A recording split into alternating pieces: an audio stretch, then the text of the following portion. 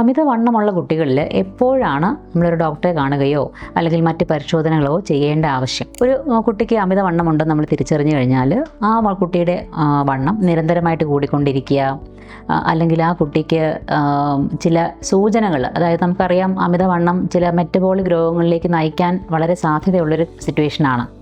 അപ്പോൾ ആ രോഗങ്ങൾ വരാനുള്ള സാധ്യത അല്ലെങ്കിൽ സൂചന ശരീരം കാണിക്കുക, അതുപോലെ പാരമ്പര്യമായിട്ട് പ്രമേഹ രോഗമുള്ള ആൾക്കാർ വീട്ടിലുണ്ടെങ്കിൽ, അപ്പോൾ പ്രത്യേകിച്ച് ഇമ്മീഡിയറ്റ് റിലേറ്റീവ്സ്, അച്ഛനോ അമ്മയോ അല്ലെങ്കിൽ ഗ്രാൻഡ് പാരൻസോ അല്ലെങ്കിൽ സഹോദരങ്ങളോ ഡയബറ്റിസ് പോലെയുള്ള മെറ്റബോളിക് രോഗങ്ങളുള്ളവരാണെങ്കിൽ, അതുപോലെ ഈ അമിതവണ്ണമുള്ള കുട്ടി കൗമാരപ്രായത്തിലേക്ക് കടക്കുമ്പോൾ, പിബേർട്ടി ഏജിലേക്ക് കടക്കുമ്പോൾ ഇത്തരം മെറ്റബോളിക് രോഗങ്ങൾ പുറമേ പ്രകടമാകാൻ സാധ്യത കൂടുതലുള്ള ഒരു സമയമാണ്. അപ്പോൾ ഈ സമയത്ത് ഈ പൊണ്ണത്തടിയുള്ള കുട്ടികൾ തീർച്ചയായിട്ടും ഡോക്ടറെ കണ്ട് വേണ്ട രക്തപരിശോധനകളും മറ്റ് ദേഹപരിശോധനകളും ചെയ്യേണ്ടത് ഈ പറഞ്ഞതുപോലെയുള്ള കോംപ്ലിക്കേഷൻസ് വരുന്നുണ്ടോ എന്ന് നേരത്തെ തിരിച്ചറിയാനും അതിന് തക്കതായിട്ടുള്ള പ്രതിരോധ നടപടികളോ അല്ലെങ്കിൽ ചികിത്സയോ ആരംഭിക്കാനും ഈ രോഗം മൂർച്ഛിച്ച് കൂടുതൽ കോംപ്ലിക്കേഷൻസ് ഉണ്ടാകാതെ നോക്കാനും സഹായിക്കും.